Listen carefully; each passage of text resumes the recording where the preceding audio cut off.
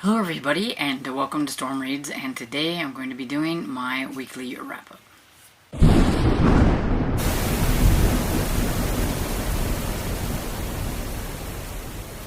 So this week I actually managed to get 4 books read, which was pretty cool considering I haven't really been reading a whole lot and everything. Yeah, I'm definitely down in the amount of books that I've read this month compared to other months, but I don't care. It's the end of the year. I'm calling it the end of the year stuff, because there's just so many other things that I'm concentrating on, or I'm thinking about, or doing, or trying to think ahead on, and what do I want to do next year, and things that I just haven't really been taking a lot of time for reading, I guess, and everything. But I do have 4 books, and so we have Birds Aren't Real by Peter McIndoe and Connor Gatos. And yeah, so it was for nonfiction November. It was short. It was like 4 hours to listen to, and I thought, here I can at least get in one. It's not going to be the ones that I had on my TBR, but it was going to be one. And yeah, I gave it like 2 stars. It was okay at the beginning until it got to this like whole rundown on each president from George Washington all the way, to the present. And I was just like, what's this got to do with the Birds Aren't Real conspiracy and everything? Because this conspiracy is supposed to have been like something that's been going on, I guess, for a while, or it just kind of has maybe a resurgence lately.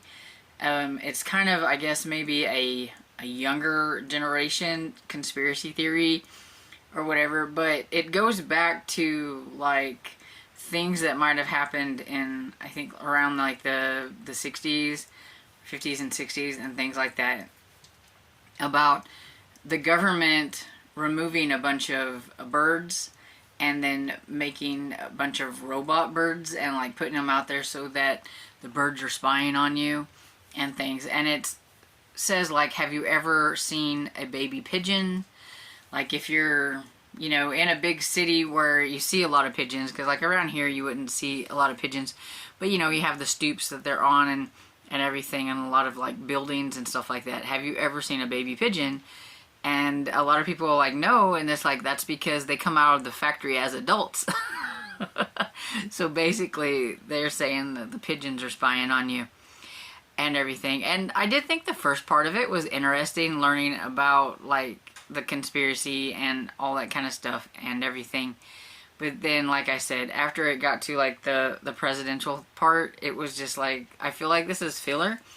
And this book wasn't very long. It was only 272 pages. And so I do think it could have cut out a bunch of it and just been like more of a nonfiction novella. If that's such a thing, I don't know. But it just could have been, I think, shorter, and I think I would have liked it a little bit more. But yeah, I got really super bored about halfway through it, and I was just like, oh, I'm just gonna go ahead and finish it. And so I did. But yeah, I needed a better nonfiction. That wasn't a good one to pick, and I don't really suggest trying it.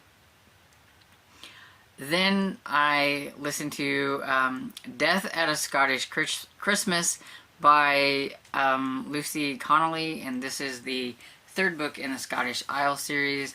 And the town, which name goes out of my head, I don't know, is it the Sea Isles or something? Anyway, there's a kind of a famous band coming to town, and I guess that there are some people in the town that actually know them, and even though they're kind of famous, they were kind of surprised that they would go ahead and come here to the like small town and everything. But then while they're there, one of the main band members ends up murdered, and you find out that there were a lot of things about him and some things that he's going through, and his connection to someone in the town, which kind of leads to I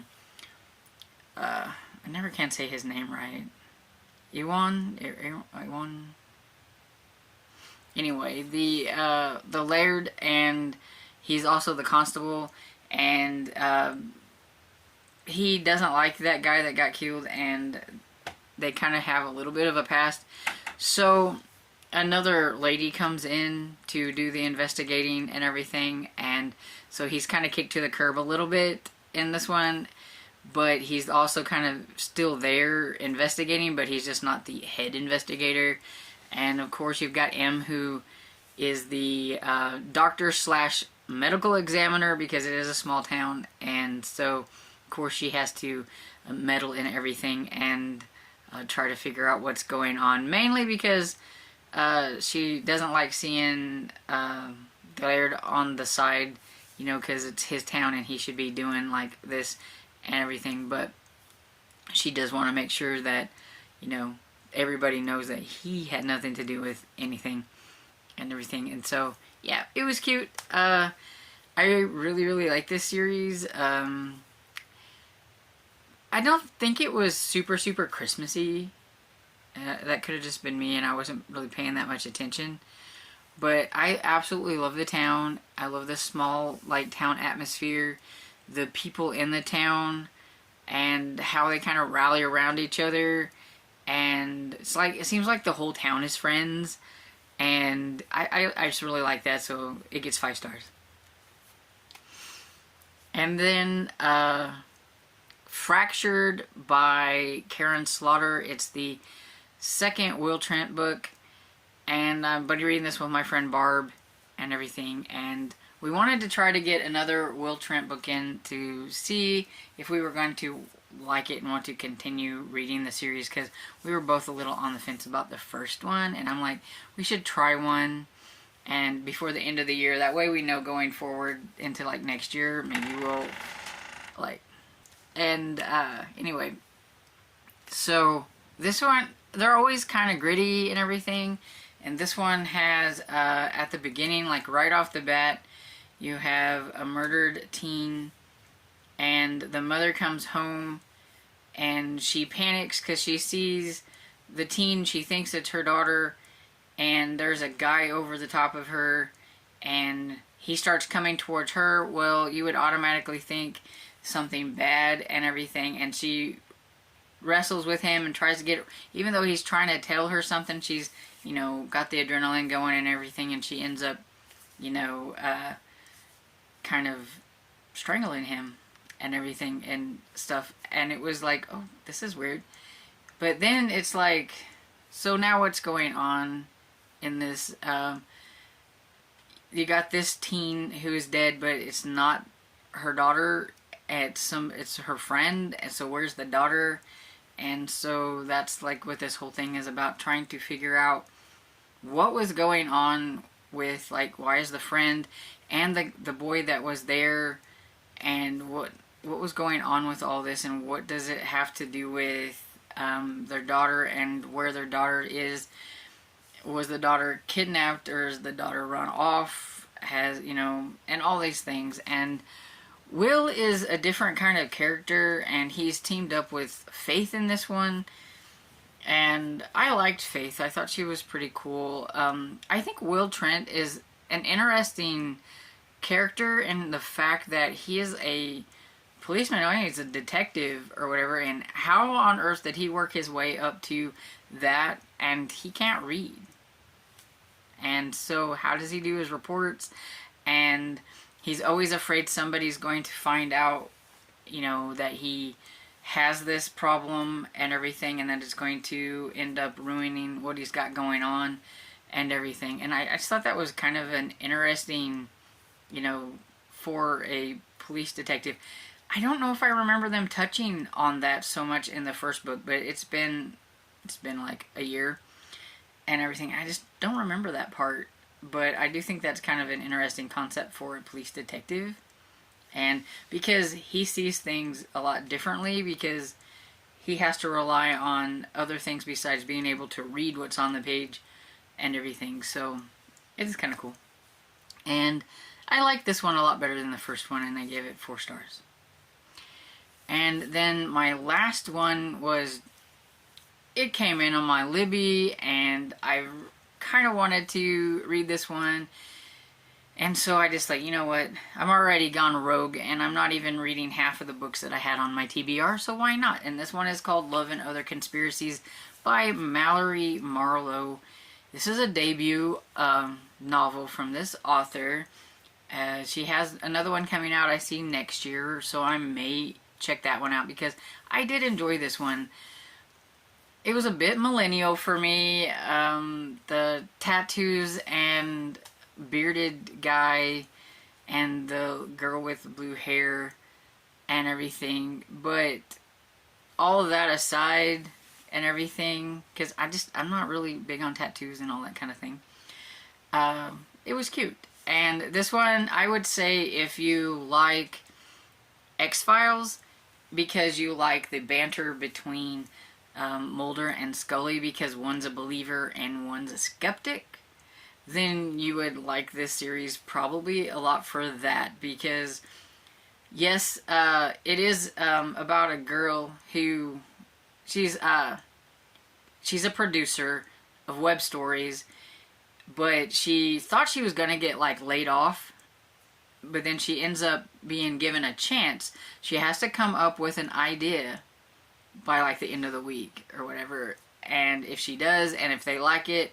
then she gets to keep her job. So she listens to this podcast, this guy who talks about Bigfoots and conspiracies and things like that, and he has kind of a nice voice and everything, so she decides to meet him and see how things would go. Maybe she could convince him to do a web story, which is different because when you're a podcaster, you're not, depending on how you do it.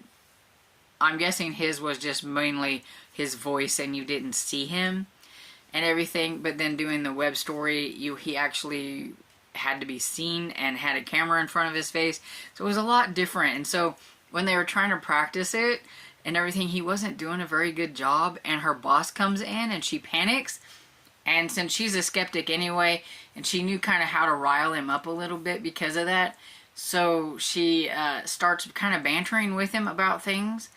Well, the boss liked that, so then it ended up they had to work together and do the story thing and make the videos and stuff. And so you have this, big time believer versus the skeptic and everything. And then each chapter started out with like a little bit of the podcast that he used to do and everything and stuff like that. And it was cute. They had a lot of fun banter, had a lot of humor. He's, I guess, what you would call the cinnamon roll hero. He was really sweet and everything, and sometimes she got on my nerves a little bit, but other than that, yeah, I really liked it, so I give it 4 stars. It was cute. I'll definitely check out the next one, which I'm gonna guess that this author likes conspiracy theories and things like that, because the next one looks like it's based on like alien, like UFOs or something. So, hey, get a niche, there you go. Everything, but yeah, it was cute. And yeah, that's everything that I managed to fit in this week. I don't think I really did any eyeball reading at all. I really don't think I did. If I did, it wasn't very much. I didn't even bring the books over here to hold them up because I'm not even sure if I'm going to get them done. We have 1 week left and it's a holiday week. And so, I don't know. And I need to get ready for December because I am going to be doing my own 24 days of Advent calendar where I'm picking out some of my retro books that I think sound interesting that I might want to try to get to next year, and I'm going to wrap them up, and then I'm going to have my dad put numbers on them so I won't know what's what number, and then I can pull one out each day and talk about it on, the camera and everything, so I can do my 24 days of, I don't know what they call it, Vlogmas or whatever. And I wanted to do an actual Advent calendar, but they're expensive, and I thought, I have all these books. I don't even remember some of the books I have or what they're about, and I'm sure you guys probably don't remember me when I hauled them, so it'd be like, something new too. So I thought it would be fun. We'll see. And then the thing will be seeing how many of them at the end of next year do I actually get to, because most of them will be eyeball reading, and so we'll see how that goes. Anyway, gotta prepare for the last month of the year, so I can't believe we're already almost there. It's crazy. Anyway, I'm rambling now. So let me know if you've read any of these books and what you thought of them, and let me know something that you really enjoyed that you read the past week. And I hope you enjoyed this video, and if you did, don't forget to give it a thumbs up and subscribe, and I will see you all in the next video. Bye!